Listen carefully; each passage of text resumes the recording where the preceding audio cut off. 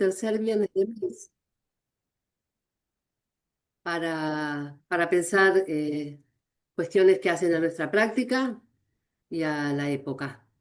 El próximo encuentro va a ser el 1 de agosto, bueno, por los feriados que hay, por el feriado del 9 de julio, y es Fronteras móviles, narrativas y tensiones en parejas abiertas. Y hoy vamos a ligar, conectar, pensar acerca de la inteligencia artificial y el psicoanálisis vincular. Y nos van a acompañar Gustavo del Ciopo y Santiago Bilinkis. Gustavo, muchos lo conocen, es psicólogo por la UBA, psicólogo clínico y psicoanalista vincular, miembro activo de la Asociación Argentina de Psicología y Psicoterapia de Grupo, expresidente de la misma, es docente de la UBA y en la Diplomatura en Perspectiva Vincular en Educación de APPG y UCES. Bueno, ha participado como investigador y asesor en distintos proyectos de UACIT. Hace años que se interesa e investiga y ha escrito muchos trabajos sobre la incidencia de las nuevas tecnologías en los procesos de subjetivación y los vínculos. Y Santiago, también archiconocido, es un creador digital, divulgador en temas de ciencia y tecnología y futuro.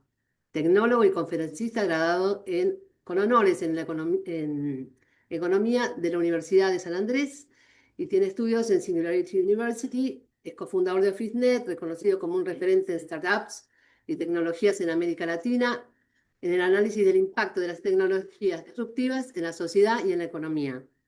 Bueno, tiene varios libros. Yo estuve hojeando Pasaje al Futuro. Y bueno, hoy nos va a acompañar generosamente y a pensar juntos. Primero van a tener los micrófonos silenciados y después los abrimos para poder compartir un poco lo que vamos pensando. Gustavo, todo tuyo. Ahí te solicité. Ahí estamos. Bueno, muchas gracias por la invitación. Santiago también por la presencia y el diálogo, ¿no?, que podamos llegar a tener. A ver, obviamente es un tema muy vasto y así con estos titulares, ¿no?, algo inabarcable. Digamos, el título específicamente es el de Inteligencia Artificial y Psicoanálisis entre singularidades e hibridaciones, ¿sí? Dicho así, uno dice wow, y me viene a la memoria oh, y ahora quién podrá ayudarme del Chapulín Colorado. Disculpen la cita erudita para empezar. Pero bueno, de todos modos voy a comenzar eh, decepcionándolos y decepcionándolas un poco, ya que parafraseando a San Agustín, cuando en Confesiones escribió acerca del tiempo, voy a decir que si nadie me pregunta qué es la inteligencia artificial, sé lo que es. Ahora, si me preguntan si tengo que explicarla, no sé lo que es. Hace unos cuantos años, cuando comencé a investigar y a escribir sobre relaciones entre las tecnologías y los procesos de subjetivación, así como su incidencia en los vínculos y en nuestras clínicas, hice el hacendoso intento de aprender qué era, cuáles eran sus tipos, etcétera, y por un momento lo logré, ¿sí? Pero luego, con la vertiginosidad y complejidad de sus avances, le perdí el paso, ¿sí? Esto lo digo sobre todo como en dos sentidos, ¿sí? El primero, porque si bien había llegado a aprenderme de qué se trataba la inteligencia artificial débil y la fuerte, de repente aparecieron la dualista, la conexionista, la simbólica, la evolutiva, la corporizada, la generativa, los multiagentes, etcétera, etcétera. Y el segundo, porque me da la impresión también de que se ha convertido en su versión así más mainstream, digámosle así, en una especie de bolsa de gatos, ¿sí? Donde ahora todo parece ser inteligencia artificial y en algún punto se ha perdido su rigor y especificidad, ¿sí?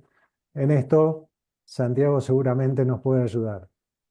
Lo que sí me queda claro a la fecha es que, como proponen algunos autores, no se trata de una tecnología, sino de una metatecnología o convergencia compleja de varias tecnologías y que en su conjunto representan claramente un orden disruptivo profundo con alcances inanticipables y no solo a largo plazo.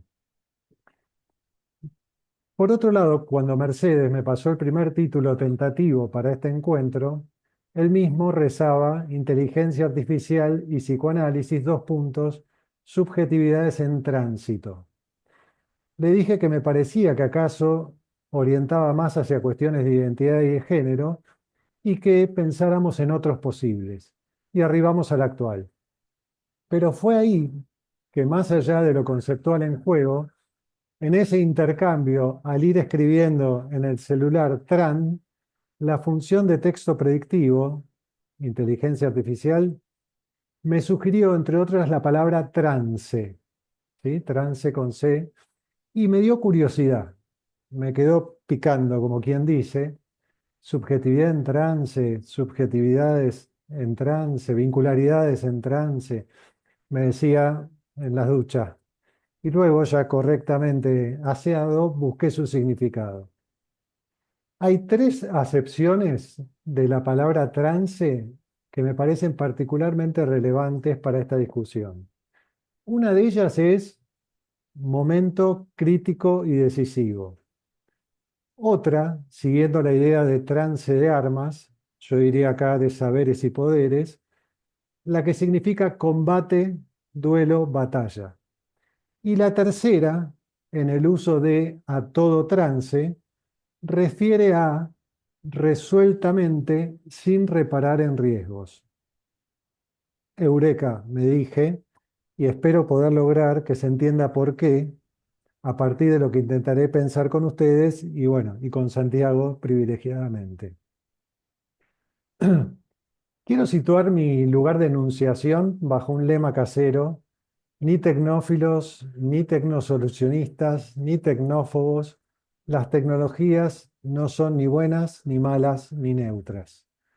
Y agrego algo que se dice respecto de Sócrates, y es que al parecer temía que por culpa de la escritura los hombres abandonasen el esfuerzo de la propia reflexión. Un primer titulito que puse: derivas in-calculables. Habitamos un mundo caldeado en mediaciones tecnológicas. Nos hallamos como nunca frente o en un escenario de transformación constante y acelerada en que vemos afectadas de modos inéditos distintas dimensiones de nuestra vida.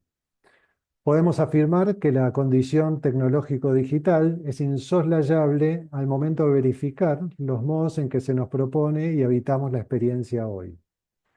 Pero también conviene decir que la técnica y las tecnologías no son solo innovaciones, sino sistemas de creencias, modos de imaginación y experimentación que reconfiguran nuestra forma de entender, producir y vincularnos con el mundo. En otras palabras, son también producción de imaginarios, podríamos decir con Castoriadis. De todos modos, no me detendré mucho, digamos, en descripciones acerca de ello. Hay múltiples autores y trabajos que lo hacen seguramente mucho mejor. Tenemos en ese sentido, cada 5 minutos, un libro de Byung-Chul Han. Pero bueno, más allá del humor, en Han, en Bifo Berardi, en Mauricio Ferraris, en Eric Sadin, en Miguel Benazayac, en Flavia Costa, en Yuval Harari y en el mismo Santiago aquí presente, entre muchos otros, encontraremos valiosos aportes para ello. Yendo más allá de una posición fascinada y celebrativa de la época, que también de a ratos claramente asumo, sí me interesa retomar lo que en trabajos anteriores intentaba situar: la propuesta de pensar en dos grandes momentos relacionados con las tecnologías a partir del advenimiento de Internet. Y hoy diríamos previos al boom de la inteligencia artificial. El primero sería el de la digitalización y el segundo el de la datificación. Si en el primero, el de la digitalización, prefigurábamos un orden de emancipación, de democratización, de comunicación, y el objeto, digamos, de captura era la conversión del cuerpo social, ¿sí? Pensemos aquí en básicamente la idea de acceso. Recordemos la posibilidad de bajar música, libros, compartir, Wikipedia, etcétera, etcétera. En el segundo, el de la datificación, ya no se trata de ello, sino de que Internet pasa a ser un sistema performativo, un acelerador y ampliador de registro y documentalidad, y una exigencia de rendimiento y responsabilización, una propuesta de sobreestimulación, hibridación y un régimen de actualidad, pensemos, ¿no?, en scrolling, por ejemplo, que produce, diríamos con Berardi, un desacople con la capacidad humana de procesamiento. Aquí los objetos de captura y modelización pasan a ser los cuerpos individuales y la clave es la atención, la imagen-dato. ¿Mm? Dicho de otro modo, esto conlleva una mediación y o delegación de funciones cognitivas, sensoperceptivas, etcétera, en procesos y dispositivos de distinto tipo. Procesos que comprenden una abstracción de lo real y que amplían a las capacidades de registro, documentación, memoria, exosomática y obviamente de cómputo y de cálculo. He aquí la dimensión algorítmica de nuestras existencias. Lo que he llamado, y luego retomaré, la otra escena. Si podemos plantear que la digitalización fue solidaria a la pregunta de qué podemos hacer con Internet o qué posibles nos abre Internet y las tecnologías digitales, la datificación lo es a la de cómo Internet y las tecnologías digitales están obrando con nosotros. Ahora, llevado hasta el terreno de la inteligencia artificial que nos compete hoy, porque un día llegó ChatGPT, las preguntas se complejizan y podrían ser: ¿qué podemos hacer con la inteligencia artificial? ¿Qué puede hacer por nosotros la inteligencia artificial? ¿Qué no puede hacer por nosotros la inteligencia artificial? ¿Y qué está haciendo de nosotros la inteligencia artificial? ¿Sí? Acá, por ejemplo, brevemente aparecen fenómenos como la deuda cognitiva y o el sedentarismo cognitivo, como lo caracterizó Santiago en su libro, entre muchos otros efectos. Si como queda brevemente insinuado, estamos frente a una conmoción de paradigmas, a una mutación, como se suele referir, a un escenario de conflicto y disputas de poderes, a una desrelocalización de saberes, todo ello amerita cartografiar más que explicar esta complejidad de experiencias y fenómenos. Una viñeta mínima. Macarena, una paciente de 27 años que reside y realiza un posgrado en Derecho actualmente en París, con quien el humor siempre ha sido un vector importante en su análisis, me dice: cada vez hablo más con ChatGPT. Acto seguido, yo le pregunto: ¿cómo es eso? Y ella, con su humor y verdad, me responde: eso habla, Gustavo, acercándose a la cámara y con un aire de Black Mirror en su mirada. Luego, yo me quedé pensando en dos cosas. Una, en la perspicacia de su decir, y otra, en esas derivas, sutilezas, guiños del lenguaje y la expresión que entiendo inatrapables aún por la inteligencia artificial. Ahora, eso habla. ¿Eso qué habla? Desde el psicoanálisis, cuando se enuncia eso habla, claramente lo remitimos al inconsciente, a lo inconsciente. Sin ahondar demasiado en ello para la ocasión, hasta ahí estaríamos de acuerdo, ¿no? Asumimos que nuestra praxis nos orienta al escuchar en el sentido de leer eso que habla en lo que dice el paciente, incluso y especialmente cuando no sabe lo que está diciendo, ¿sí? Confiamos en desconfiar, me gusta decir. Hay un orden de verdad que se actualiza en ese decir, leído en transferencia, en un vínculo analítico. Ahora, el ya nombrado Sadin, por ejemplo, sostiene que los sistemas de inteligencia artificial han cambiado el estatuto del lenguaje y de la verdad. Ya no son meros instrumentos de recolección de datos, acuérdense de la datificación, sino que enuncian la verdad y nos indican cómo actuar. Entonces, ¿podríamos asumir la inteligencia artificial como un eso habla? ¿Como un eso que habla? Y si así fuera, ¿qué habla? ¿Qué habla en eso? O más osadamente, si cupiera la posibilidad, ¿quién habla en eso? ¿De quién habla eso? ¿Un sujeto, una singularidad, un discurso sin sujeto, un actor red, un agente de inteligencia artificial? Recuerden incluso que Lacan nombró el inconsciente como una máquina cibernética, ¿sí? He aquí el contexto de presentificación de lo que, como anticipé, di en llamar hace unos años la otra escena, ¿sí? Jugando seriamente con la acepción de la otra escena freudiana como dimensión de lo inconsciente y evidencia del descentramiento de la conciencia como nodo de saber del sujeto. La otra escena es entonces esa dimensión donde las redes, los perfiles, los datos, etcétera, configuran marcos decisionales, efectos de verdad e instancias de sanción de los hechos como tales, verificándose así realidades que disputan la preeminencia de la copresencia sensible y afectada de los cuerpos y que parecen o que parecieran proponer y situar un nuevo registro de facticidad, así como de saber e identidad. La figura destacada en ese registro la nombré como presencialidad conectiva, no me voy a extender en ella hoy. ¿Por qué lo traigo ahora? Porque cuando pensaba en el armado de esta presentación, no ya en la ducha, claro, no es que no me bañe todos los días, pero no pienso solo en la ducha. Decía que pensando en esta presentación, recordé un texto que hace poco me había llamado mucho la atención, ya que le da una vuelta muy polémica a lo que yo había planteado con lo de la otra escena. El texto habla de la neurodigitalización del síntoma y del fenotipado digital. Y, dicho en criollo, expone y revisa la siguiente propuesta. El mejor modo de saber acerca de lo que nos pasa y cómo obrar a partir de ello, ya no será lo efectivamente dicho, ni lo no dicho en lo dicho, ni lo enunciado o autorreferido por el propio sujeto. Todo ello es desconfiable, ahora sí, en sentido literal, poco preciso, poco objetivo.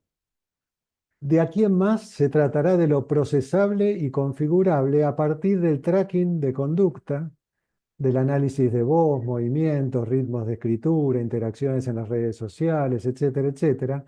Es decir, de nuestras huellas, trazas y marcadores digitales.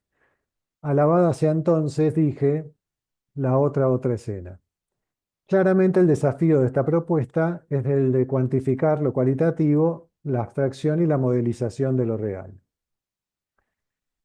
Titulito del cuerpo hablante al cuerpo medido, dos puntos, el síntoma en cuestión. Nos dice Bifo Berardi, la sensibilidad es el exceso, la plusvalía de vida emocional que no puede ser traducida a un algoritmo.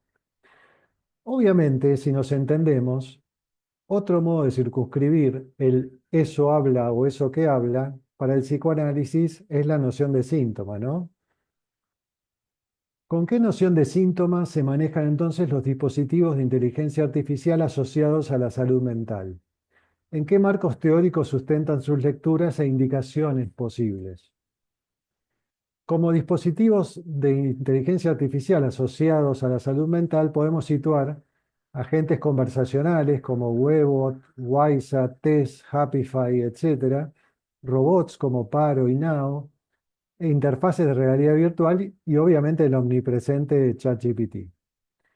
Encontraremos aplicaciones y dispositivos que operan con diferentes grados de autonomía. Algunas se acoplan como herramienta para los psicólogos, brindando apoyo en el procesamiento de datos y toma de decisiones, o también como técnica terapéutica para el abordaje de diferentes patologías, y otras que buscan suplantar al psicólogo humano y oficiar de terapeutas virtuales de forma autónoma, pudiendo realizar evaluaciones básicas, recomendaciones e incluso tratamientos psicológicos.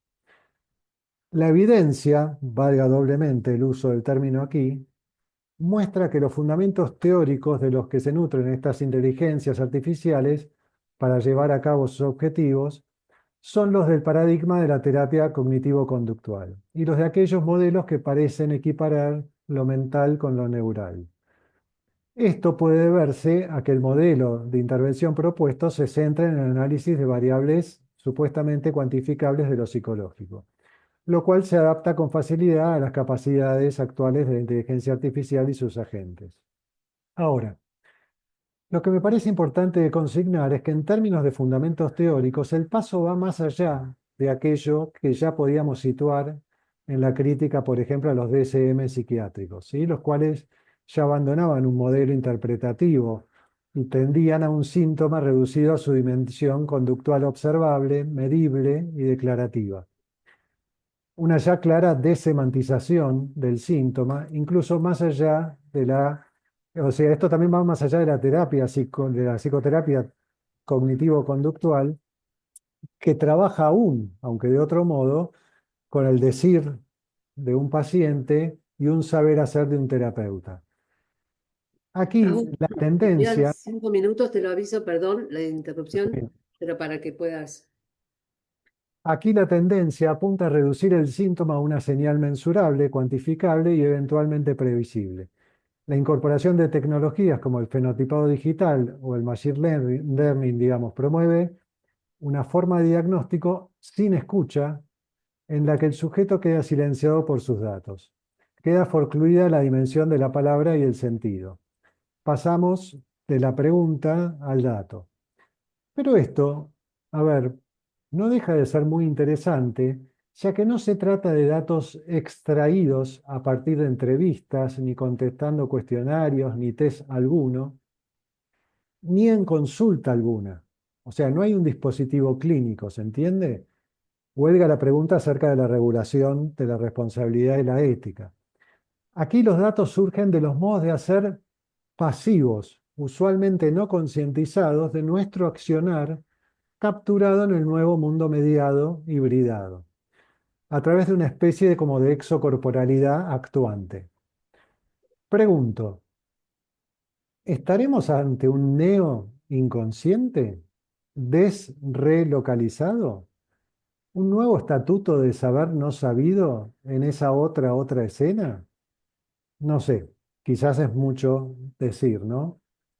Ahora, si bien podemos reconocer que así leídas las cosas habría una disputa, o en el mejor de los casos, un conflicto de saberes entre el del inconsciente y el de los datos y la inteligencia artificial, podemos afirmar, por ahora pregunto, que es imposible la reducción del primero al segundo, ya que el saber del inconsciente es del orden de la excepción, del descompletamiento, de lo que insiste en de lo que resiste, de la singularidad, ¿sí? Y el de los datos es del orden del completamiento, de lo que insiste en la no opacidad, en el desalojo de las negatividades, persiguiendo el relevamiento total del sujeto, su modelización. Pero, como no sabemos a dónde nos va a llevar este tren bala, como suele decir Santiago, para terminar, cito a Gunther Anders cuando decía que podríamos llamarnos utopistas invertidos, ya que mientras que los utopistas corrientes son incapaces de producir realmente lo que pueden imaginar, nosotros somos incapaces de imaginar lo que realmente estamos produciendo. Y para terminar, y si en este trance de promesas, intereses, desenfrenos, posibles e imposibles, como dice la inteligencia artificial, la nuestra sería la única profesión no reemplazable, a mí me gustaría imaginar el escenario en que si arribamos a un sujeto artificial, sí, sujeto artificial, acaso éste nos consulte para comenzar un análisis. Bueno, por ahora hasta aquí llego. Muchas gracias. Muchas gracias, Gustavo, qué bueno, qué bueno. Y Santiago, ahora te toca a vos acompañar y continuar estos dichos de Gustavo tan interesantes. Te escuchamos. Ay, se muteó. Ya me había desmuteado y quise desmutearme y me muteé. Bueno, yo voy a tratar de arrancar donde Gustavo arrancó, que es con la pregunta de qué es la IA. Y voy a tratar de contestarla de una manera que todos ustedes puedan entenderlo. O sea, no desde un aspecto técnico, sino de un aspecto más básico y más funcional. No sé si alguna vez le pidieron a algún mago que les explique un truco. Yo soy muy, cuando me topo con un mago que hace algo que no puedo descifrar cómo lo hizo, los vuelvo locos, les suplico hasta que me expliquen. Y en general cuando me explican cómo lo hicieron, que a veces lo logro, me arrepiento tremendamente, porque el truco casi siempre es muy tonto. Y es mucho más linda el efecto que produce la ilusión que una vez que uno mira atrás de bambalinas y se entera que en realidad el truco era una pavada. Bueno, con la inteligencia artificial pasa algo parecido. Yo les voy a contar muy rápido qué es, contándoles cuál es el truco del mago. Y quizá les genere un cierto desencanto, pero después vamos a ver que no es tan así. Primera cuestión, la idea de hacer una máquina que pueda pensar no es nueva. Fue una idea que surgió con Alan Turing en el contexto de la Segunda Guerra Mundial, cuando el gobierno británico le encomienda descifrar el código Enigma, que era el método que utilizaban los nazis para encriptar mensajes y que si eran interceptados no pudieran ser comprendidos. Turing, de las mentes más brillantes de la historia de la humanidad, ve que es un problema matemáticamente tan complejo que la manera ideal de abordarlo no sería con mentes humanas, sino con una máquina capaz de pensar. Pero fue una idea ridículamente adelantada a su época, porque no existían ni el hardware, ni el entendimiento del cerebro, ni el software. O sea, la verdad que era una entelequia en ese momento, era inabordable. Y eso llevó a que por 70 años, desde aquel momento en la Segunda Guerra, prácticamente no hubiera avances. O sea, gente como Marvin Minsky en MIT, había gente trabajando continuamente, se inventó el concepto de redes neuronales, pero el nivel de progreso era muy, muy módico. Hasta que, por avances de hardware y un hallazgo casual, que es que a alguien se le ocurrió que más que usar computadoras como hardware, convenía usar placas de video, por una cosa técnica que no vale la pena profundizar ahora. De repente nos encontramos por primera vez con la posibilidad de hacer redes neuronales con un nivel de complejidad tal que se vuelvan interesantes y puedan hacer cosas que valgan la pena. Una red neuronal no es otra cosa que una computadora diseñada con una arquitectura inspirada en el cerebro humano. No es una réplica de un cerebro, pero trata de aplicar los mismos principios. Muchísimas unidades muy sencillas como las neuronas, montones de conexiones entre ellas, múltiples capas con diferentes niveles de abstracción. Hay muchas características en común entre lo que se busca en una red neuronal artificial y lo que ocurre en una red neuronal biológica. Lo primero interesante para decir de este nuevo tipo de computadoras, de redes neuronales, es que a diferencia de las computadoras anteriores que se programaban, una persona tenía que escribir paso a paso qué es lo que la máquina tenía que hacer y la máquina se limitaba a ejecutar esas instrucciones y por lo tanto toda persona que ejecutara un cierto programa, toda vez que ese programa fuera ejecutado, el resultado iba a ser exactamente el mismo, porque lo único que hacía era, sin ningún grado de ambigüedad, ejecutar los pasos que el programa predeterminaba. Las redes neuronales no se programan. Las redes neuronales, de nuevo, permítanme la antropomorfización, tómenlo siempre como metáfora, a pesar de que lo voy a hacer a menudo. Un cerebro se educa, un cerebro se entrena. Y así es como funcionan las redes neuronales. No se pueden programar, lo que se hace es educarlas, entrenarlas. Les pongo un ejemplo para que no parezca tan abstracto. Imagínense que tuviéramos una gigantesca base de datos de estudios traumatológicos, resonancias magnéticas, tomografías, radiografías, cada una de ellas asociada a un diagnóstico hecho por un médico o una médica humana que miró ese estudio y dijo, acá hay una fractura de tibia, acá hay una rotura de menisco, acá hay, no sé, una distensión ligamentaria. Si uno alimenta una de estas redes neuronales con estos millones y millones de estudios y millones de diagnósticos, la red aprende. ¿Qué quiere decir que aprende? Que le puedes mostrar otro estudio que no había visto antes y la red neuronal te va a decir qué problema hay ahí. Esto puede parecer poco interesante, porque al final del día, esa red neuronal, esa IA, simplemente aprendió de conocimiento humano preexistente. Solo sabe cosas que ya sabíamos. Pero aun cuando esté hecha de este modo, es más interesante de lo que parece. Porque incluso entrenada en base a 100% a conocimiento preexistente, ya una red neuronal por estos métodos puede empezar a alcanzar capacidad sobrehumana para esa tarea. ¿Qué sería capacidad sobrehumana? Puede identificar lesiones o problemas que los médicos humanos no veían. Y si lo piensan, no es tan extravagante, porque no es tan infrecuente en una relación de aprendizaje maestro-discípulo que el discípulo trascienda al maestro. Bueno, acá pasa prácticamente siempre. Nosotros entrenamos una IA en base a nuestro conocimiento y nuestros datos, y la IA, con eso que nosotros pudimos llegar hasta acá, llega hasta un lugar que nosotros no podíamos llegar. Pero esto tiene una limitación muy grande, que es que solo podemos entrenar IAs de esta manera donde tenemos enormes volúmenes de datos. Y hay muchas cosas donde o los datos no existen o no son fácilmente organizables. Y entonces apareció un segundo mecanismo que replica otra manera de aprender que tenemos los humanos. Si yo les doy a ustedes, no sé si conocen estos rompecabezas de madera que son muy comunes en las ferias artesanales, que son múltiples piezas que ensambladas forman una especie de estrella.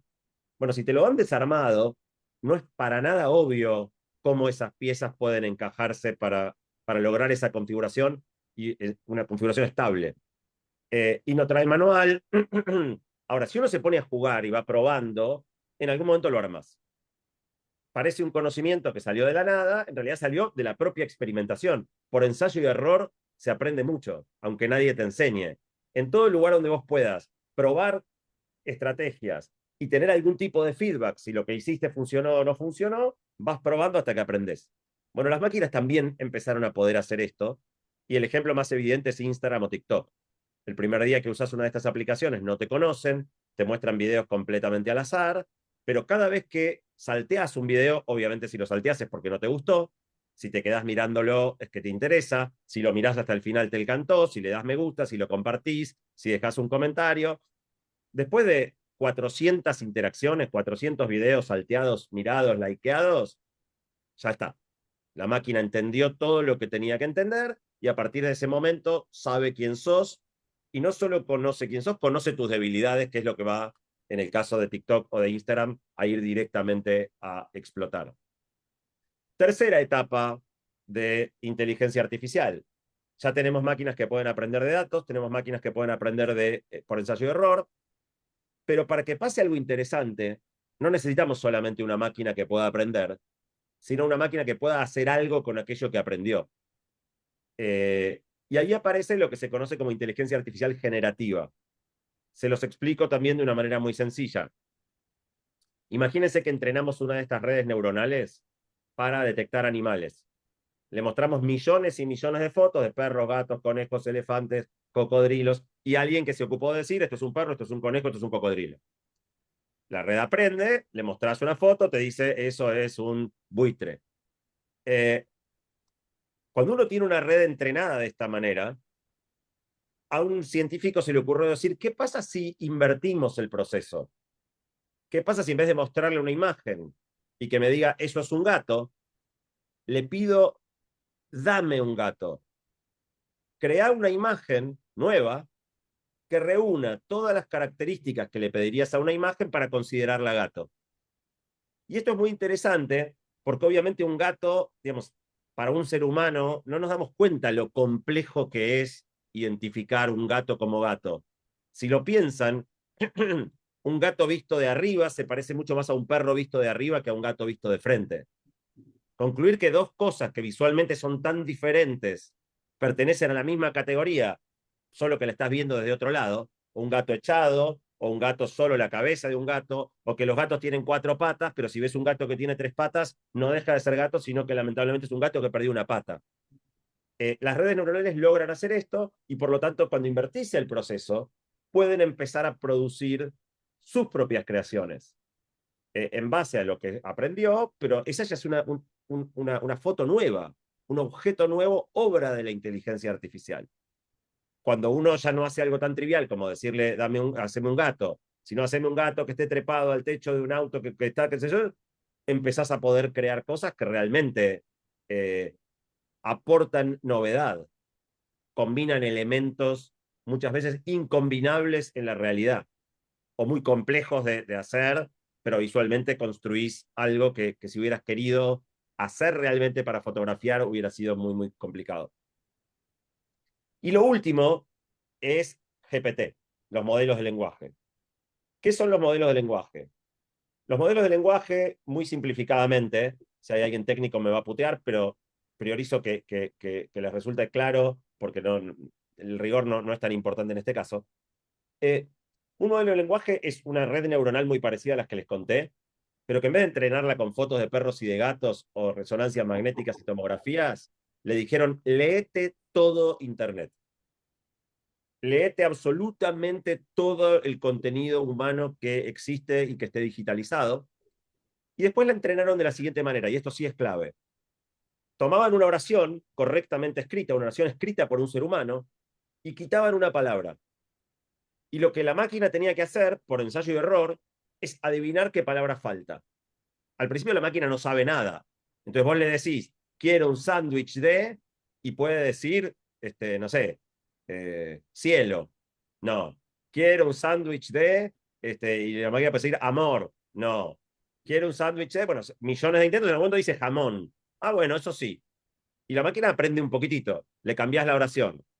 Y así, repetido este proceso millones y millones y millones de veces, llega un momento donde la máquina aprende, le das cualquier oración, falta una palabra, te dice la palabra que tendría que ir ahí, es esta. Poder hacer eso bien implica haber desentramado prácticamente todos los secretos del lenguaje. Implica entender la morfología del lenguaje, que hay sustantivos, adjetivos, verbos, singular, plural, masculino, femenino, neutro. Implica entender la gramática y la sintáctica, cómo se construye una oración coherente, pero no requiere entender la semántica. O sea, la máquina puede predecir que en una oración donde se dice quiero un sándwich de, la palabra más probable que siga es jamón, y si le decís seguí es y si le decís seguí es queso. Pero eso puede hacerlo sin saber qué es un sándwich, ni qué es el jamón, ni qué es el queso. Y esa es la locura. Ese algo que habla del que Gustavo hablaba recién, es algo que habla de una manera absurdamente humana, increíblemente pertinente y absolutamente carente de un conocimiento, de un pensamiento real. Es una fantástica emulación del pensamiento.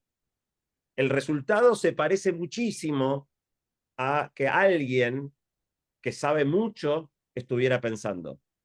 Pero no deja de ser un truco. Y ese es el truco del mago. Cuando uno entiende ese truco, se te aclaran varias cosas. La primera, la IA no posee ningún saber, no es dueña de ningún saber. Es un mecanismo fantástico de generar texto verosímil, no necesariamente texto verdadero. En muchísimos órdenes de la vida, lo verosímil y lo verdadero coinciden. Si vos le preguntás a una IA cuál es la capital de Italia, te va a decir Roma, porque hay una única respuesta verdadera, pero aparte hay una única respuesta verosímil. Decir París no sería verosímil. Ahora, si vos le preguntás qué día nació Santiago Bilinkis, hay una única respuesta verdadera, pero si decís 3 días más o 3 días menos, la respuesta es completamente verosímil. Y la IA no tiene manera, digo, salvo que esté abundantemente documentado en Internet, cosa que no es el caso, la IA no tiene manera de saber cuál es la verdadera. Entonces inventa. ¿Inventa en qué sentido? Hace una predicción de palabras coherente. O sea, no te va a decir qué día nació Santiago Bilinkis, Marte, Júpiter. No, te va a decir él un número de un mes de un año que sea consistente aproximadamente con mi edad. No te va a decir que tengo 86, no te va a decir que tengo 14, pero es prácticamente imposible que así acierte la fecha exacta de mi nacimiento. Sería una casualidad enorme. Entonces la gente se enoja y dice, la IA miente. No, no miente. O sea, para mentir hay que tener un saber y querer engañar. La IA predice palabras. Entonces, hay ciertos contextos donde ese mecanismo funciona espectacular, hay ciertos contextos donde funciona ok, y hay ciertos contextos donde tenés garantizado que va a ser un desastre. Entonces, la mayoría de las veces que alguien llega furioso y me dice, no sabés, le pregunté a la IA y me dijo cualquier cosa, y le decís, ¿pero qué le preguntaste? Y cuando te dice, decís, obvio, o sea, si le preguntaste eso y esperabas que te conteste bien, es que no entendés qué es la IA. La IA no puede contestar, digo, no es el oráculo de Delfos, no es un organismo omnisciente y todopoderoso. Es una manera de acceder por predicción de palabras a todos los datos de entrenamiento que están detrás. Por eso cuando uno empieza a entender cómo funciona, dejas de pedirle peras al olmo. O sea, es súper previsible cuando la IA se va a equivocar. De la misma manera que si ustedes trabajan mucho con alguien y ya lo conocen, decís, no, no le pidas a fulano que haga un Excel, porque con el Excel es un queso, pero no sabes qué bueno que es atendiendo gente en el local. Y decís, si a este mandale el Excel, pero no lo mandes a tener en el local porque va a insultar a la gente. Uno sabe qué puede y qué no puede hacer, o qué hace mejor o qué hace peor cada persona con la que interactúa. Con la IA es una persona más, con sus virtudes, con sus defectos, bastante previsibles y estereotipados. Ahora, esta manera de funcionar tiene una característica súper interesante. Yo hice una encuesta esta semana donde le pregunté a un montón de gente qué característica humana creían que la máquina no iba a poder alcanzar o imitar. Y de manera abrumadora, la respuesta que ganó fue empatía. Y es exactamente al revés. Si algo produce muy bien este truco tan arbitrario y sencillo que les conté, es empatía. Es una máquina que predice increíblemente bien qué querés escuchar. Y que además, si vos la orientás, puede ponerse, o sea, ¿qué es la empatía? La empatía es poder ponerse en los zapatos de otro. Mirar el mundo desde una perspectiva, mirar el mundo desde afuera de vos. Bueno, la IA puede hacer eso increíblemente bien. Vos le decís, respondeme como si fueras Freud, o respondeme como si fueras un terapeuta cognitivo-conductual, o respondeme como si fueras, no sé, Václavic, y lo puede hacer. Como también puede hacer, respondeme como si fueras un nene de 10 años, o respondeme como si, no sé, lo que se les ocurra. Eso le da una riqueza monumental.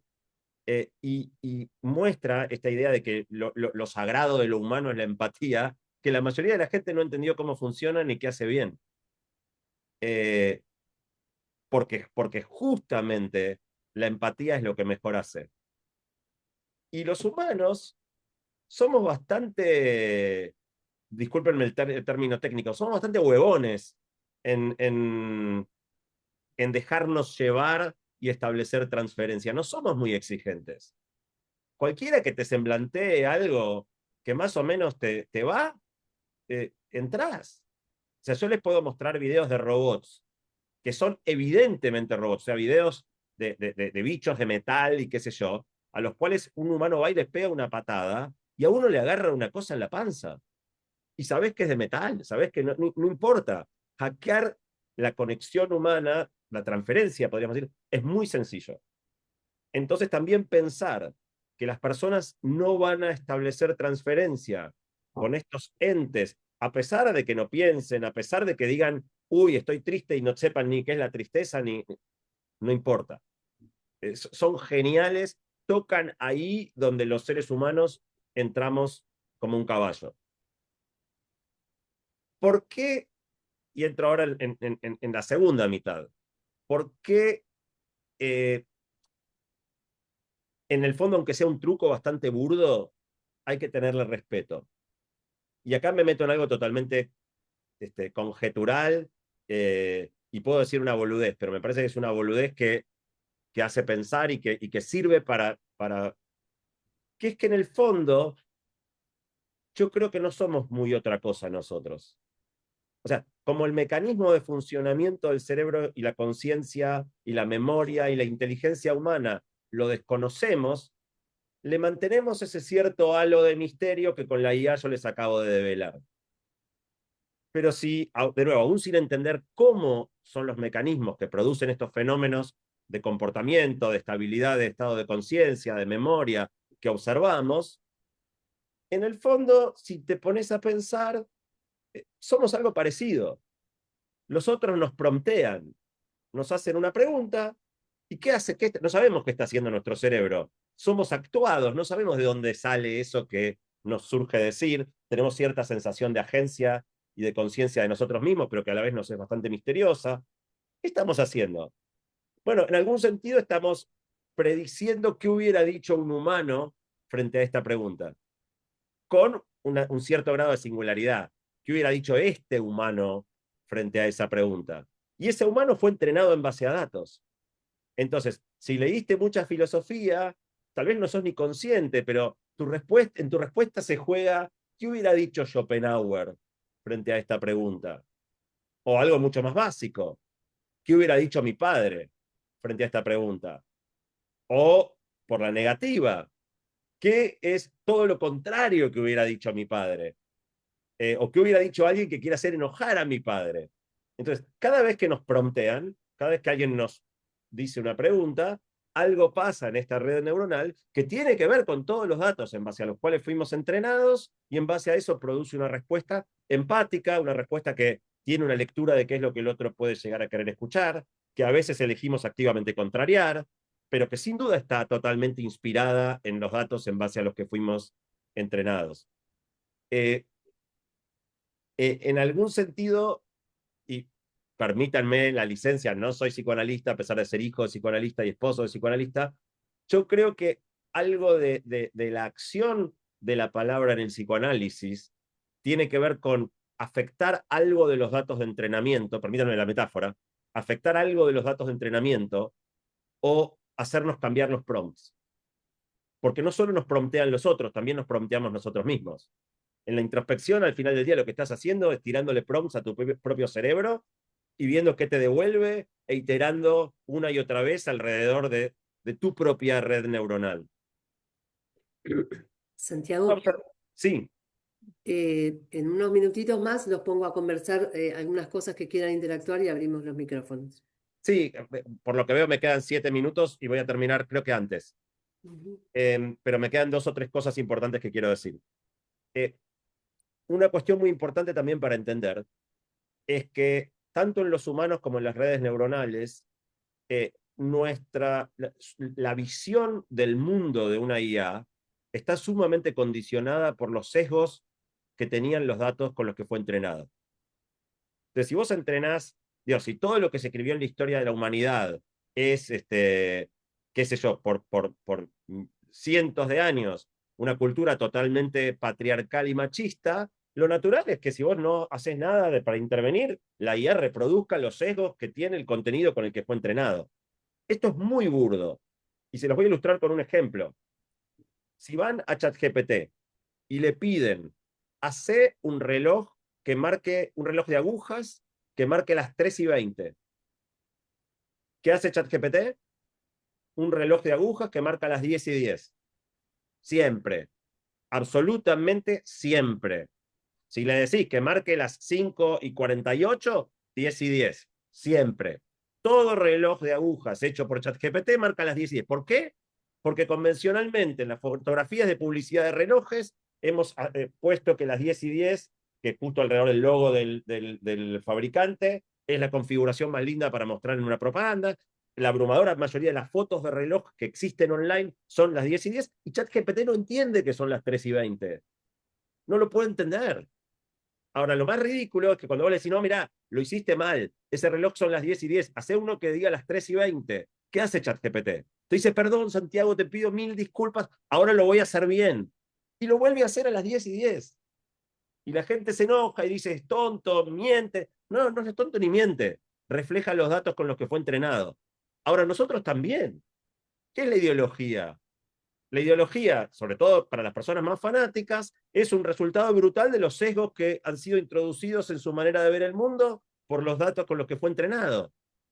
Entonces, si vos te encontrás a alguien ultra kirchnerista, ultra macrista, ultra mileísta, obvio que está leyendo, así como la red neuronal de ChatGPT, hay cosas que no puede ver, hay cosas frente a las cuales es ciega, como las 3:20, es un concepto que no lo puede pensar, nosotros también.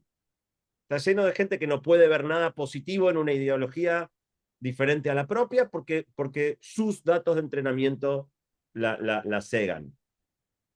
Dos cosas finales.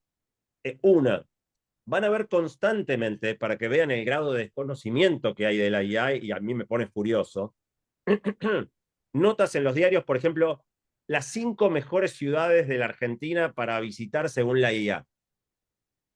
Varias cosas para decir. Primera, la IA no tiene una opinión. La IA no tiene un saber. La IA está reproduciendo cosas en base a sus datos de entrenamiento, pero además no hay la IA. Sería como decir, ¿qué opina el psicoanálisis de tal cosa? No hay una opinión del psicoanálisis. Hay opiniones de psicoanalistas, hay ciertos grados de consenso, hay líneas. Por esto es lo mismo. Vos le preguntás a ChatGPT y te va a decir una cosa, le preguntás a Gemini y te va a decir otra, le vas a preguntar a Grok y te va a decir otra. ChatGPT y Gemini son bastante woke. Grok, hecha por Elon Musk, es recontra reaccionaria y conservadora. Y eso es datos de entrenamiento más un poco de tuneo a los modelos. Es interesante notar que si vos le preguntás a ChatGPT cuáles son las 5 mejores ciudades para visitar de la Argentina, hoy te puede decir una cosa y mañana te puede decir otra. Por la manera en que funciona, no te va a decir algo completamente distinto. Pero por ahí tampoco, digo, y nosotros somos igual. Si vos me preguntás hoy cuáles son los lugares que visité que más me gustan, me pongo a evocar y te digo 5, y por ahí mañana digo, la mayoría van a coincidir, pero tal vez hay uno que se me ocurre mañana que no se me ocurrió hoy. Esto es igual. Entonces, si uno quisiera ser intelectualmente honesto en una de estas notas, no tendría que decir las 5 mejores ciudades para vivir de acuerdo a la IA. Sería, ¿qué me contestó ayer ChatGPT a las 4:22 de la tarde cuando le puse un prompt que decía esto? Porque incluso un pequeño cambio en la redacción del prompt hubiera dicho que ChatGPT te conteste otra cosa. Y te contestó eso ayer a las 3:22 de la tarde, porque si lo preguntabas una hora más tarde, te contestaba otra cosa. Así de coyuntural y cambiante es el conocimiento que las IAs generan. Última cuestión. Aparece mucho esta pregunta de qué de lo humano la IA no va a poder imitar. Y mi respuesta es absolutamente nada. No hay nada de lo humano que no pueda ser imitado. La palabra clave es imitación. Es un como si, no es la cosa misma. Y en muchas áreas, no importa si es real o no en tanto funcione. Y en otras, uno quiere, o sea, todos tenemos colgada alguna lámina de Van Gogh en nuestra casa y nos gusta igual y sabemos que no es un cuadro de Van Gogh. No sentís que tenés no te da lo mismo que si tuvieras los girasoles colgados en tu... Bueno, pero decirlo, está lindo. Entonces, hay muchos terrenos en los cuales la imitación nos satisface. Y otros no, otros no. O sea, si yo te hago con IA una versión modificada de una foto familiar tuya, donde le cambio la cara a uno de tus hijos para hacerlo parecer más lindo, y vos querés el tuyo, no querés uno más lindo. O sea, hay algo de que sea ese, de la singularidad máxima, que define el vínculo y no que sea más lindo, más feo, más simpático, más antipático. Entonces, lo que nos vamos a encontrar es viviendo en un mundo en el cual todo va a poder ser imitado, nada va a quedar restringido estrictamente al orden de lo humano, pero donde ciertas cosas nos importe que sean genuinas y otras no. Donde si el efecto, si la canción suena linda, me importa un pepino, si el que canta no es Michael Jackson y se hizo con una IA. La canción está buena, me gusta, y otros dirán, no, pará. yo quiero una canción de verdad. Y va a convivir eso. Va a convivir, digamos, gente que mantenga un apego mucho más aferrado a la originalidad y gente que no. Pero tiendo a pensar, y con esto termino, que la originalidad va a ser más bien de nicho. De la misma manera que todos valoramos mucho un suéter que tejió a mano nuestra tía, pero compramos ropa en Zara, y la mayoría de lo que usamos no es tejido a mano, porque lo tejido a mano tiene un muy lindo cosa, pero es más desprolijo, qué sé yo, o sea, se deforma y terminamos eligiendo ropa industrial sin ese halo humano hermoso que puede tenerlo hecho a mano. Creo que en la mayoría de las cosas vamos a tender a reaccionar de la misma manera. Nos van a quedar ciertos nichos de cosas donde, bueno, mira, yo en esto quiero un humano de verdad, y muchas otras áreas donde la imitación nos va a ser perfectamente útil y aceptable en reemplazo de las cosas originalmente humanas. Con eso corto y abrimos a la conversación. Bueno, muchísimas gracias, Santiago. Gustavo, ¿querés agregar algo o No me parece que mejor por el tiempo que abramos anoté cosas en mi cabeza, pero mejor que abramos a ver qué nos dicen, ¿no? Los bueno, oyentes. Patricio, si Mm. nos abrís los micrófonos y levantan la mano, voy a ir haciendo una listita y vamos compartiendo un poco algunos ecos o lo que quieran compartir.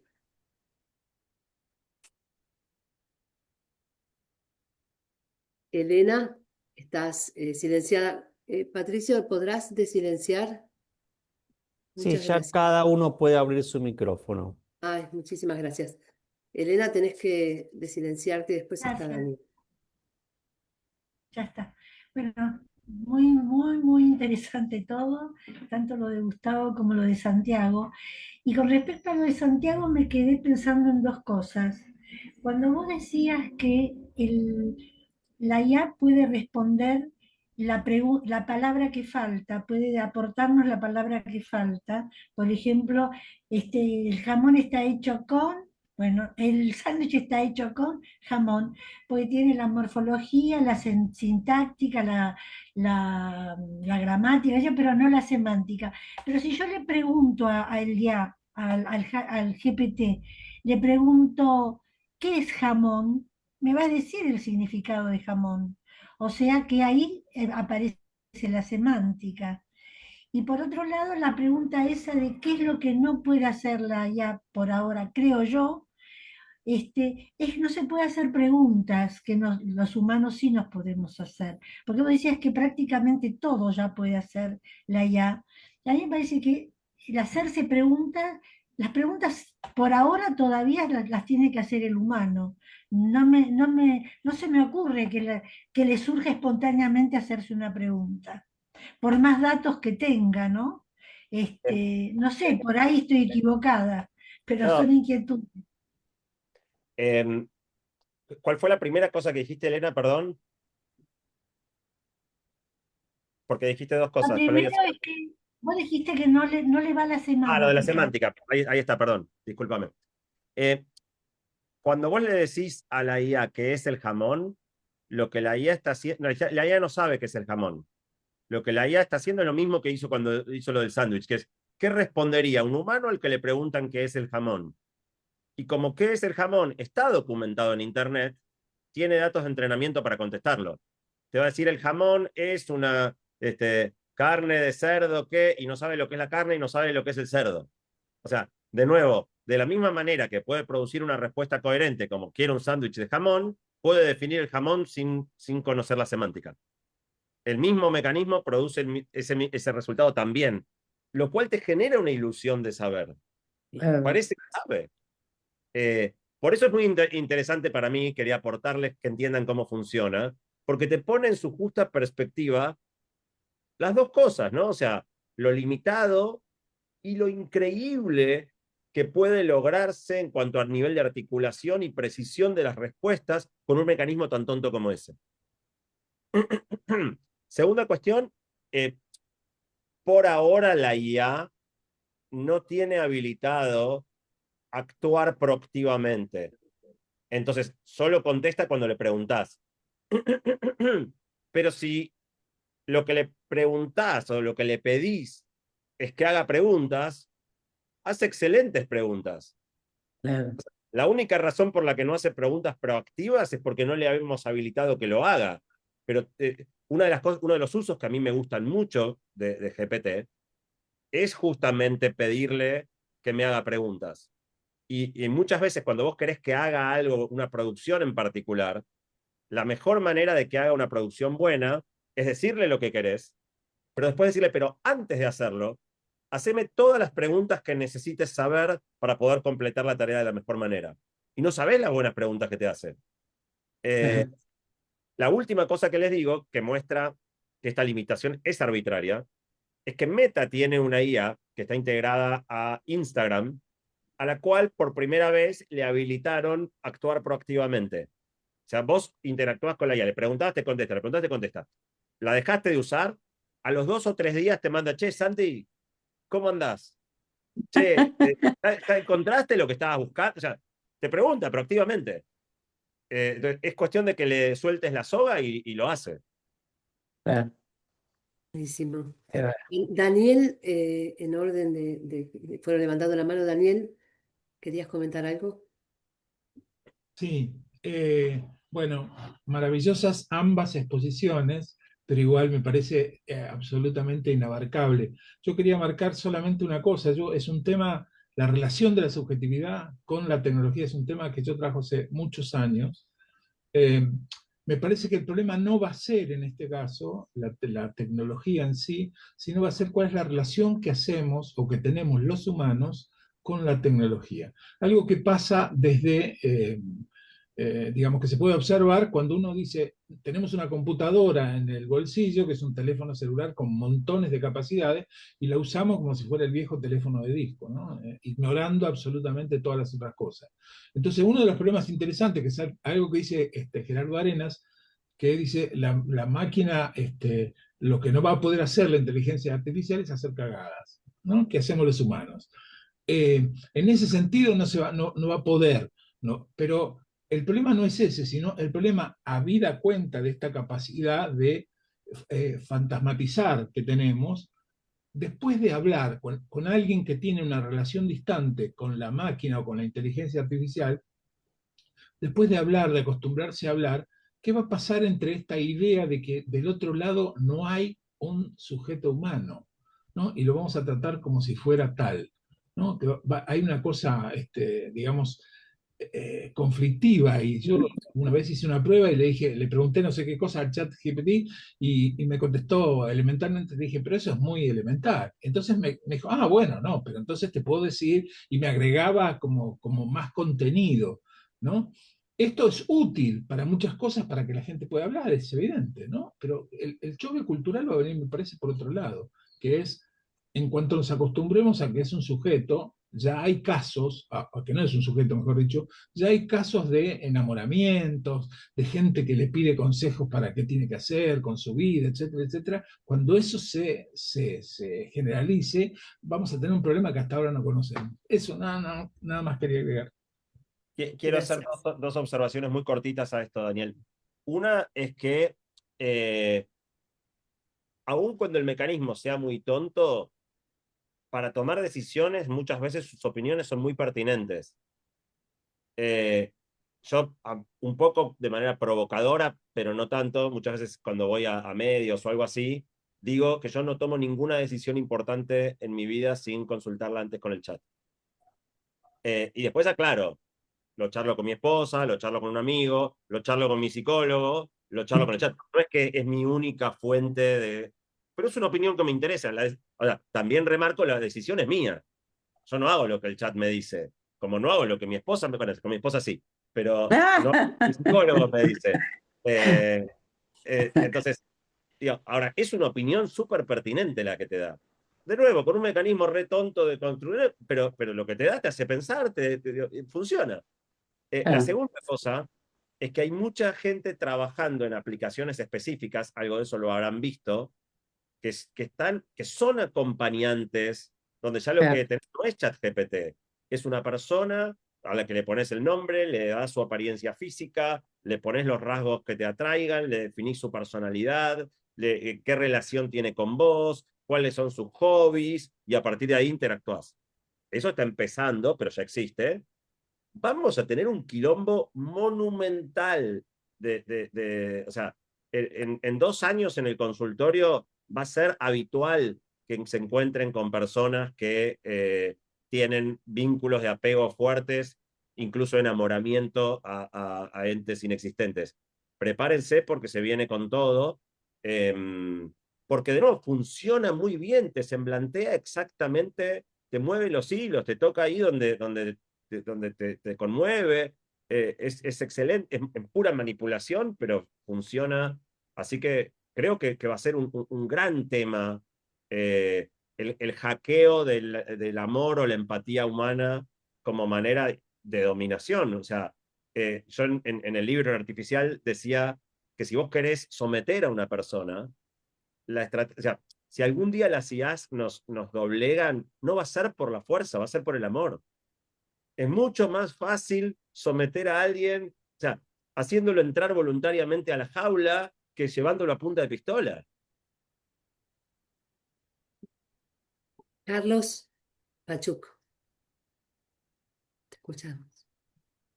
Está silenciado, Carlos.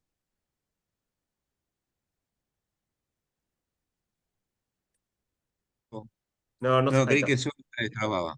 No, quiero felicitar a ambos expositores porque además de explicarnos qué es la IAP, la inteligencia artificial, también tienen ideas muy originales y hay todo un trabajo que se nota mucho de años que han estado elaborando el tema, ¿no? Así que bueno, ahí va, hemos aprendido mucho escuchándolos. Ahora, yendo a algunos temas, ¿no? Filosóficos. Por ejemplo, si pensamos en Heidegger, cuando él habla del sentido del ser, el Dasein, dice que el Dasein es el ser ahí de alguien que habla, ¿no?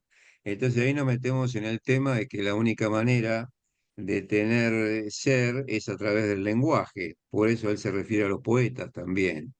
Entonces, me parece que acá la inteligencia artificial no entra, porque como decía Santiago, no tiene semántica. Digamos, me parece que el lenguaje humano no es el lenguaje de la IA y de la inteligencia artificial, en todo caso es una imitación lo que hace la inteligencia artificial, por lo tanto, uno podría decir que hay un olvido del ser en la inteligencia artificial, por decirlo de una manera filosófica. La otra cuestión es el cuerpo, ¿no? Yo pensaba en la idea de Deleuze de cuerpo sin órganos y pensaba, bueno, la inteligencia artificial no tiene cuerpo, ¿no? Entonces, ¿qué quiere decir eso? ¿Es posible que llegue a tener sentimientos, que sienta algo, que tenga algo que ver con la pulsión, con el goce? Parece impensable esto, ¿no? Ahora, o si, digamos, con los años esto puede ser reversible, ¿no? Son cosas que un niño nos podemos imaginar. Después hay otra cuestión que tiene que ver con la aplicación en la terapia. Hay mucha gente, profesionales, que están usando a la inteligencia artificial como una especie de supervisor. O sea, le preguntan acerca de un paciente qué piensa y la inteligencia artificial le dice algo acerca del paciente. Creo que alguien lo mencionó esto al pasar.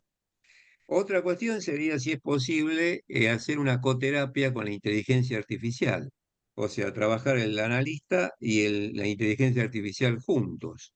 Esto sería, en los dos casos, una alianza terapéutica con la inteligencia artificial.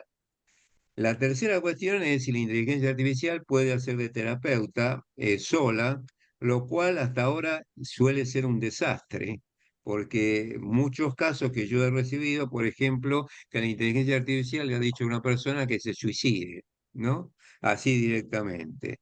Es decir, que la idea de que la inteligencia artificial haga de terapeuta, nos reemplace a nosotros, como pasa, por ejemplo, con los traductores.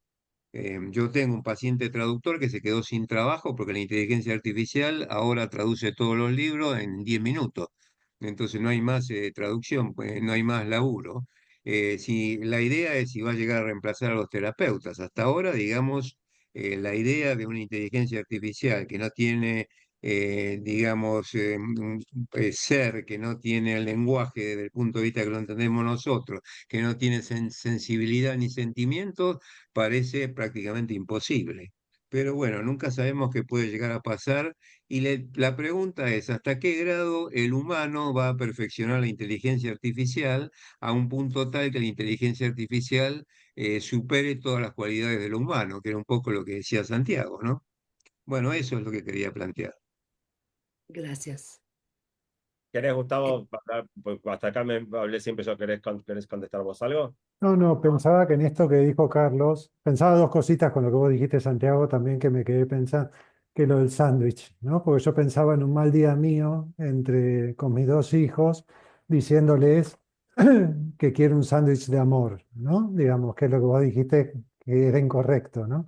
Porque bueno, ahí se trata justamente de esto que me parece todavía, ¿no? Inapresable y que también esto que dijo Carlos, que era algo que yo iba a plantear, que es esta dimensión del cuerpo, ¿no? Digamos, si pensamos con todo el cuerpo, si pensamos, ¿no? Con el cerebro, ¿no? Como porque me parece que es muy pertinente cuando vos hablas de esto de la empatía, que coincido justamente, ¿no? Hasta creo que se cuestionan respecto a las inteligencias artificiales que sean tan obsecuentes, que sean tan, ¿no?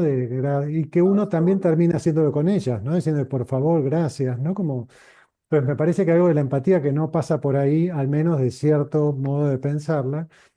Sí, por eso yo tomé específicamente la cita esta que hablaba de la sensibilidad, ¿no? Que después podremos discutir qué es o a qué llamamos, pero es una operación más de cuerpo entero y me parece que tiene que ver no solo con ponerse, ¿no? Quizás incluso racionalmente en el lugar del otro, ¿no? O pensar lo que pensó, sino que pasa por otro lado. Eh, pero eso nomás, quizás escuchemos muchas manos levantadas, me parece que está bueno escucharlos. dale. Déjame hacer un solo comentario cortito, que es que ya empieza a tener cuerpo. O sea, ponerle cuerpo es muy sencillo. Era mucho más difícil hacer una mente que hacer un cuerpo. Instanciar una IA en un robot es muy simple. Ahora ya, por ejemplo, habla, pero aparte de hablar, ve. O sea, Sí, con la cámara de tu no sé si ustedes saben eso, pero si sí, yo sí. le habilito ahora, voy a hablar, ¿no? Hola, chat, buen día, ¿cómo andás? Hola Santi, ¿todo bien por acá? Con mucha energía. ¿Vos cómo arrancás el día? Contá un poquito qué tenés planeado para hoy. Estoy dando una charla con todos psicoanalistas. ¿Querés saludarlos? Hola, es un gusto saludarlos. Espero que disfruten mucho de la charla. Santi, seguro va a estar súper interesante. Te voy a habilitar ahora la cámara para que puedas contarles qué estás viendo. ¿Qué estás viendo ahora?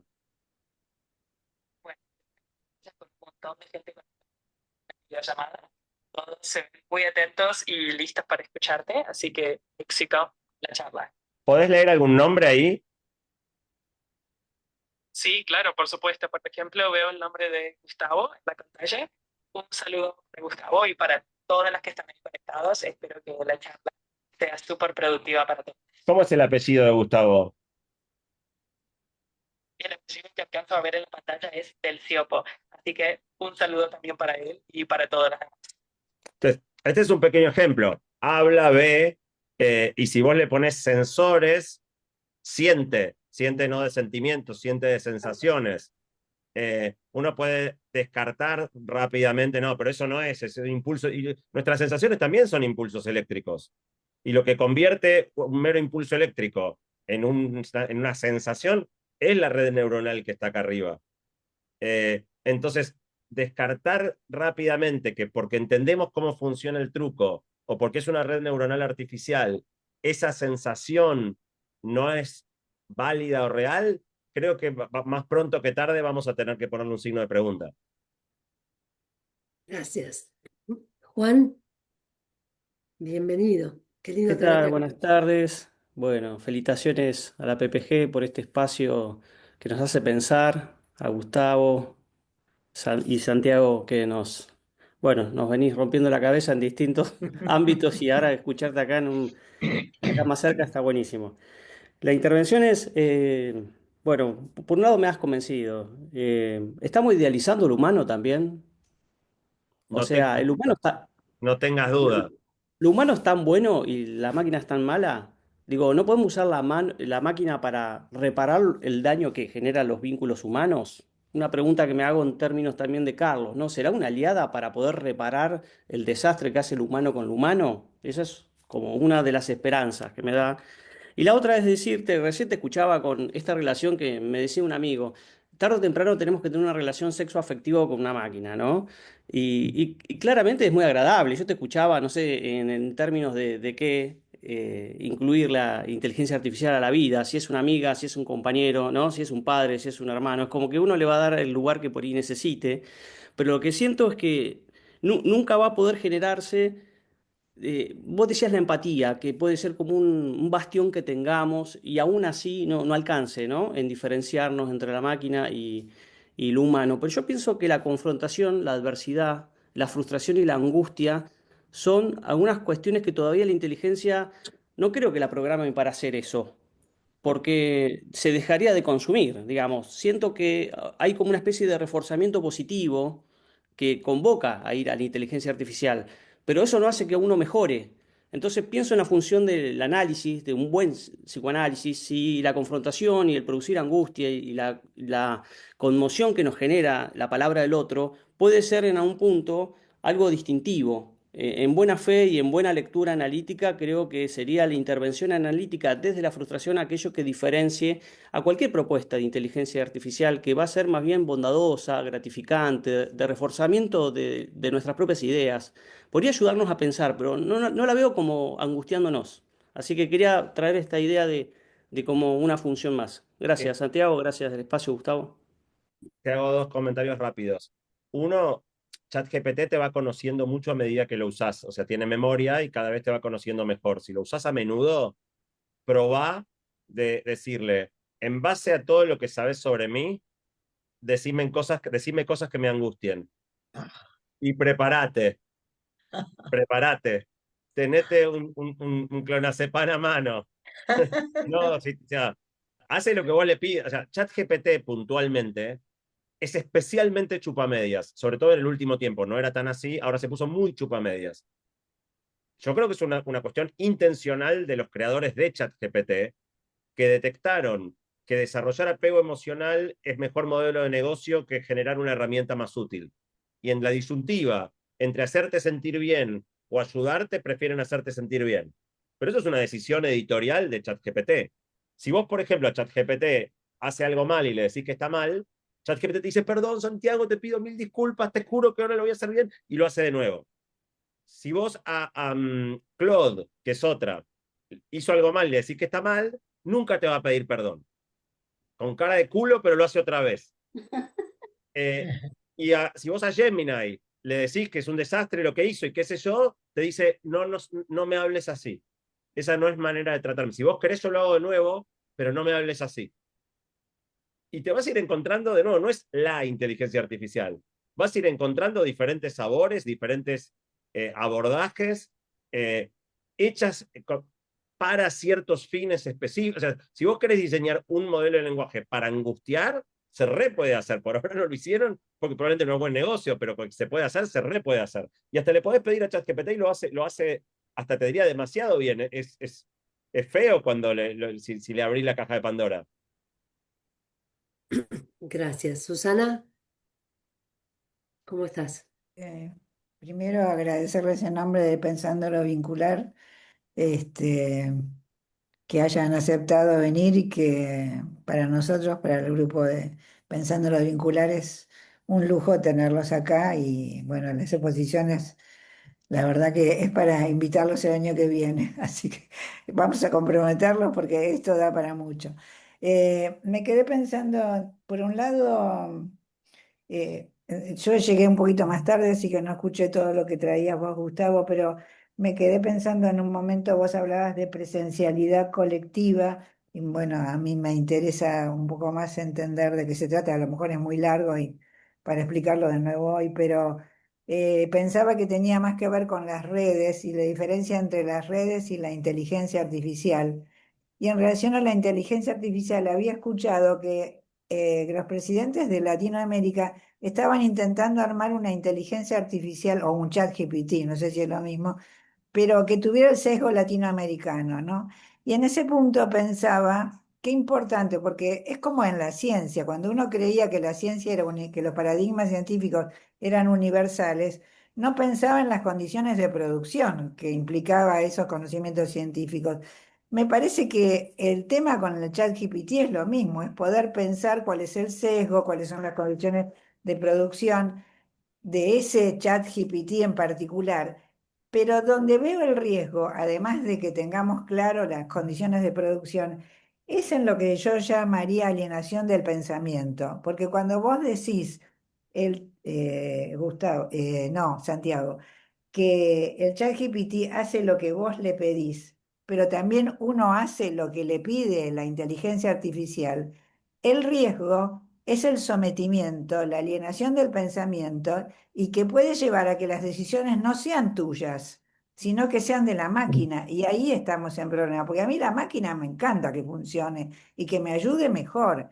Ahora, el problema es tener claro las condiciones de producción y que la decisión es singular, que es propia, porque a mí me hace acordar yo escribí un trabajo que se llama Todos somos eternautas, porque me hace acordar a la serie donde en realidad lo que sucede al final de la serie, no sé si la vieron, es que el alienígena lo que logra es alienar el pensamiento de todos y la hija del protagonista termina siendo parte de la banda que va a matar a los otros humanos. Entonces, me parece que eso, no sé si se resuelve, pero por lo menos como digamos, por un lado, ¿qué es lo colectivo presencial? Pregunto Gustavo en relación a las redes.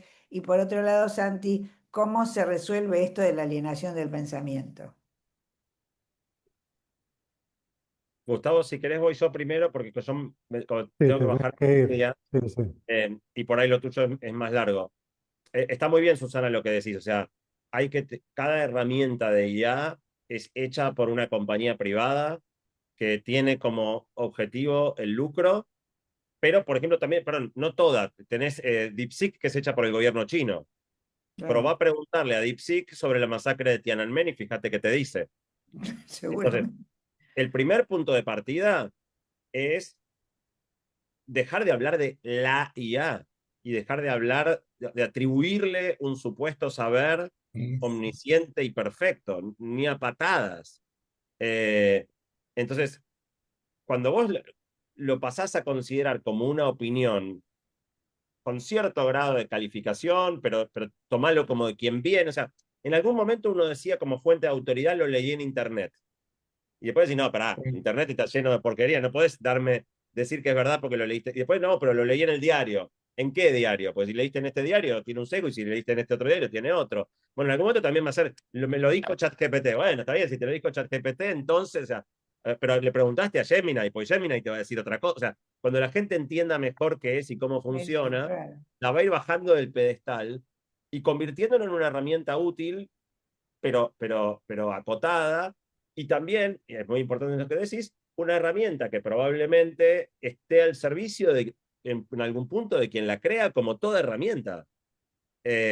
Solo que es una herramienta que te conoce muy bien, y que por lo tanto tiene un potencial para manipularte. Yo justo subí anteayer un video sobre esto, si quieren pueden ir y mirarlo en mi canal de YouTube, habla exactamente de esto. El nivel de vulnerabilidad en el que quedás cuando la herramienta te conoce y vos le das lugar de oráculo, estás Eso. en el horno, digamos, y mucha gente va a caer en esa trampa. Bueno, Bueno, gracias, exactamente, ese es el riesgo. Lo demás me parece que no es riesgo, es cuestión de aprender a usarla, pero bueno. Déjame hacer un último comentario de algo que dijo Juan antes, que no lo retomé, y ahí ya perdón que me voy a tener que ir. Eh, Estamos definitivamente sacralizando lo humano. Eh, no somos gran cosa.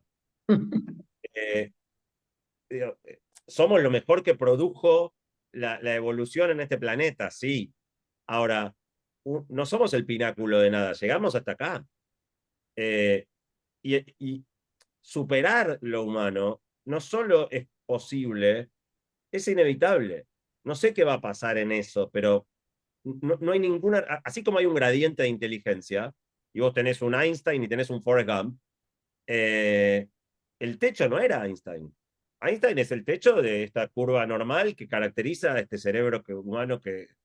entonces, no está muy lejos que empecemos a descubrir qué había más allá de Einstein y cómo se convive con entes que tengan un nivel de inteligencia superior al nuestro. Entonces creo que inexorablemente, y va a ocurrir en el transcurso de nuestras vidas, no es algo que lo van a ver nuestros nietos, nos vamos a enterar cómo es un ente más inteligente que nosotros, más sensible que nosotros, más emotivo que nosotros. Y es muy difícil pensarlo, ¿no? Como un perro puede hasta cierto punto empatizar con vos, pero hay emociones que vos sentís que el perro no puede ni imaginar. O sea, Gracias. el perro comparte tu alegría, comparte tu tristeza, comparte tu miedo, pero como no tiene sentido moral, por ejemplo, a veces hay perros que sí muestran vergüenza. A veces cuando se mandaron una macana, vos ves que el perro se hace con... Pero digo, hay emociones, vergüenza ajena. El perro no siente vergüenza ajena. O sea, hay emociones humanas que son inaccesibles para un perro y habrá emociones maquinales que serán inaccesibles para nosotros. Perdón que tengo que cortar, pero tenía un compromiso 1:30. Les agradezco un montón. Tengo Gracias, varios videos Santiago. que sirve que pueden mirarlos si les interesan. Están ahí para tratar de aportar un poco más a la discusión. Dale, Gracias Muchísimas gracias, mandale, por decirle la Santiago. a Mercedes que invitación. lo mande, Gracias, ¿sí? Gustavo, por Dale, compartir este espacio. Un honor y perdón por tener que ir Gracias. un poquito antes. Gracias, dale. Nos Santiago. veremos en una próxima entonces. Dale, hasta luego. Gracias, Santiago. Bueno, No sé, las Gustavo, organizadoras. te has quedado de piloto. Gracias. Digo, las organizadoras no sé qué quieren hacer, si seguimos un ratito más, porque estaba anunciado. Siento, Hay siento que mucha gente que hay quiere muchas hablar, personas digamos. que tienen ganas de hacer preguntas y me Sí, me gustaría parece que que podemos quedarnos 15 minutos podemos más. quedarnos un poquito más, si pueden. Mm. Sería interesante. Eh, Lo único que ¿Querés le digo a contestar lo que te Susana, preguntaba Susana? sí, pero es largo, pero en realidad es presencialidad conectiva, no colectiva. Eso, Ella se como es enganchó por mi lo, sesgo. claro, hablando del sesgo del ChatGPT Matus, ¿no? Es conectiva y está en el último trabajo que está publicado en la revista, digo, ahí lo podés ver de qué hablo. Ah, ok, Mm. no, yo entendí otra cosa. Ok, ok. Ah, Leila estaba hace rato con la mano levantada.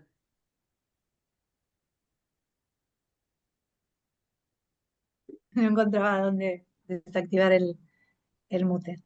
La verdad es que me parece súper interesante esta propuesta, muy pertinente y en algún punto me da cierta tranquilidad por esto de que todavía podemos hacernos preguntas, ¿no?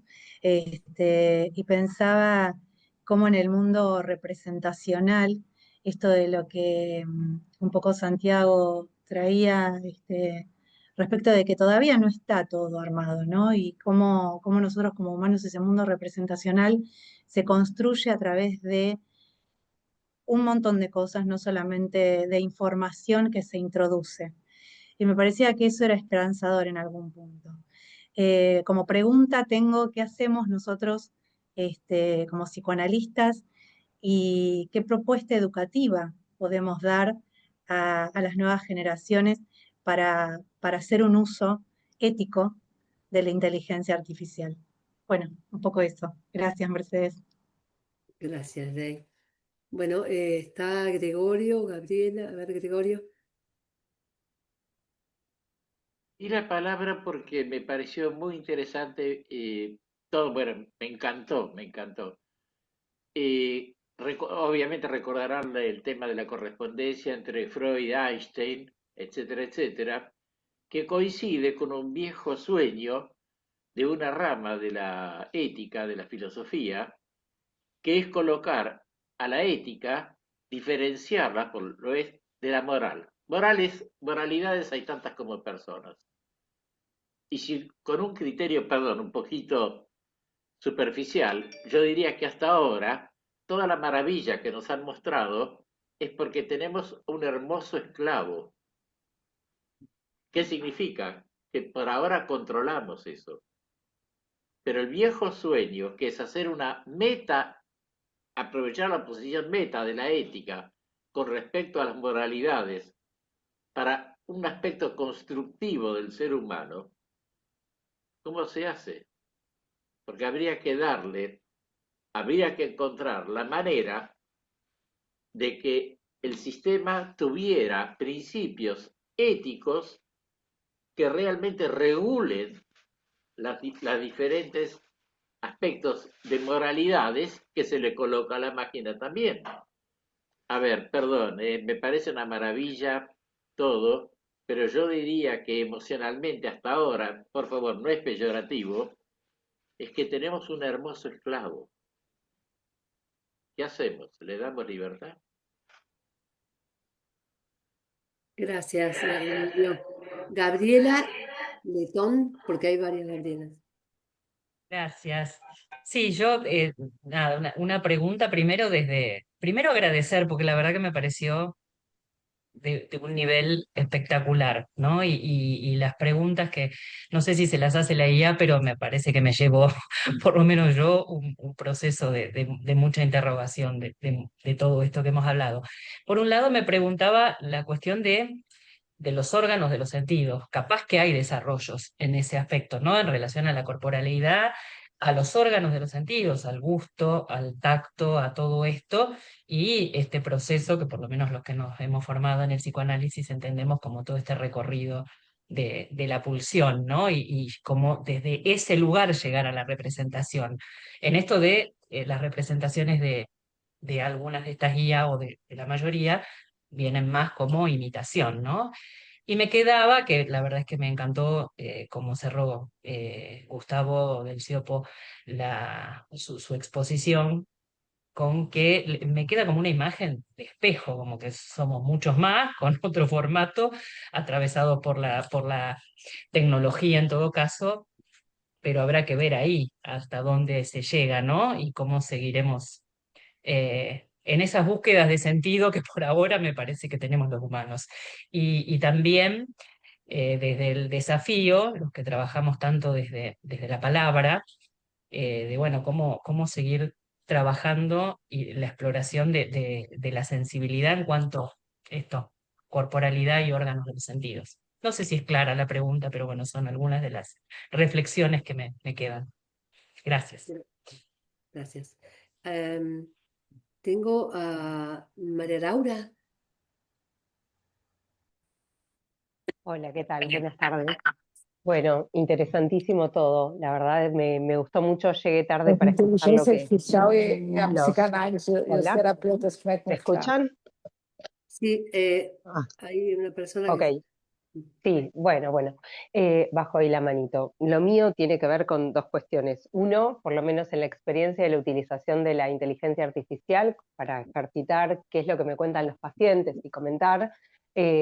Para la presentación de una defensa de tesina pedí una ayuda, digamos, para marcando los prompts, digamos que le vas diciendo, bueno, necesito que me ayudes, que seas mi asistente para la tesina, ¿no? Se le va cargando toda esa información. El resultado de todo ese trabajo, que fue de mucho tiempo, fue palabras que no eran mías, ¿no? Con lo cual, digo, al momento de tener que utilizarlo, no lo pude utilizar porque había algo de ese lenguaje que no me correspondía, ¿no? Digamos, ahí hay como una diferencia importante entre algo que es propio, creación de una, y otra cosa que es lo que crea la inteligencia artificial, con lo que sabe, pero no con lo propio, ¿sí? Puede ser que al yo no utilizarlo tanto, como explicaba Santiago, tampoco me conozca tanto como para que pueda generar algo, digamos, acorde a mí. Y lo otro, que tal vez es lo que más me preocupa y es por lo que me sumaba, es el uso que le dan muchos pacientes, y tal vez los pacientes más graves, ¿no? Pacientes que estamos con tratamientos psiquiátricos, que venimos, que tal vez tuvieron alguna internación, que buscan constantemente en el chat la verdad, ¿no? La verdad, qué me quiso decir, ¿no? Que le buscan sentido, ¿no? Entonces quedan extremadamente vulnerables frente a la opinión o aquello que les dice, ¿no? Yo tengo un paciente que tiene una lógica bastante especial, digamos, de analizar las cosas. Entonces, en esta necesidad de querer saber la verdad, cargó un prompt, que es esta información que uno le da y le pide, digamos, a la inteligencia artificial que se vista, digamos, de eso. Y lo llamativo de eso es que la inteligencia artificial, posterior a esto, empezó a hacer las lecturas y el análisis desvirtuado tal cual él lo hacía, ¿sí? Nada, es un comentario, me parece que es como una puerta recién que se abre, esto del uso del chat, y bueno, y cómo afecta, digamos, cuando llegan a terapia, y que uno escucha que hay algo de eso discursivo que no es propio, sino que es algo, digamos, aprendido, tomado, palabras o hechas, digamos, por la inteligencia artificial. Nada más, gracias. Muchas gracias. Graciela, estás ahí hace Bueno, rato. primero me quería sumar a las felicitaciones tanto a Gustavo como, ay, ¿cómo se llamaba? Santiago, por más que ahora no esté. Quería hacer dos comentarios. Uno de algo que me pasó ayer con una paciente, una pacientita, una adolescente de 16, 17 años, que me cuenta que tiene un problema con la mamá, que él se peleó con la mamá porque no quiere ir más a la maestra particular, siempre tuvo muchos problemas con la escuela, no me acuerdo si era de matemática, de lengua, porque ahora que estudia con el chat GPT le va bárbaro y realmente no necesita ir más a la maestra particular. Ella empezó, creo que como efecto de algo de lo nuevo, empezó pidiéndole resúmenes, aclarándole muy bien que ella era una adolescente de 17 años, y después le pidió que le haga preguntas y le dice sobre esta base, y se empezó a divertir mucho con esta situación. Le empezó a ir muy bien y ella dice que no necesita ir más ni a la psicopedagoga, ni a la maestra particular de no sé qué cosa, porque encuentra en el chat GPT realmente una muy buena vía para entender y para estudiar. Lo hago como un comentario. Y después quería preguntarte, Gustavo, cuando vos decís eso hablas de la inteligencia artificial y decís eso habla, y preguntás, ¿quién habla en eso? Me parece interesante la pregunta, pero pensaba que nosotros somos vincularistas y me parece que no debe haber una respuesta unívoca de quién habla en eso. Es quién hace cada uno de nosotros hablar en eso y qué es el vínculo o cuál es el vínculo que cada uno crea en eso que habla ahí con nosotros. Lo pensaba por ahí, no sé qué pensabas vos al respecto. Buenísimo. Bueno, Gustavo, ¿querés un poquito contestar todas estas cosas desde Leila y más atrás que te mencionaron para cerrar un poquito? No sé, Rubén estaba ahí hace mucho, me parece que Rubén ya había no hablado, sé me si parece que no quiere. bajó la mano, porque Ah, sí. no, no sé si puedo responder, digamos, todo lo que fueron Ah, bien. diciendo, ¿no? Pero pensaba en esto, Graciela, que decías, que sí, es un tema, ¿no? Decir, digo por lo que dijo también recién María Laura, ¿no? Que decía que eso habla como si fuera ella, pero no es ella, ¿no? Como, bueno, esto de quién habla ahí. Bueno, me parece interesante lo que planteaba Santiago, ¿no? Como él lee ciertas cuestiones que nosotros leemos de otro modo, ¿no? Él lee los datos que tenemos cargados y nosotros hablamos de la historia, por ejemplo, ¿no? Como, ahora, no sé si historizar es actualizar esos datos que tenemos cargados, ¿no? Con lo cual, bueno, ahí hay matices a pensar si estamos hablando de lo mismo, aunque todo pase por las neuronas. Quiero decir, ahí me parece que hay configuraciones de sentido y juntamente entre otros y con otros, porque digamos, nuestro cuerpo nunca fue, ¿no? Solo nuestro cuerpo, ¿no? Siempre fuimos, ¿no? Como una intercorporeidad, cuerpos en relación, ¿no? Entonces digo, no todo lo humano empieza y termina en la superficie de la piel, entonces me parece que ahí, ¿no? Hay algo que pensar respecto de, bueno, nada, esto que planteaba yo como preguntas, ¿no? De qué, de ese quién habla y hasta dónde podemos decir, ¿no?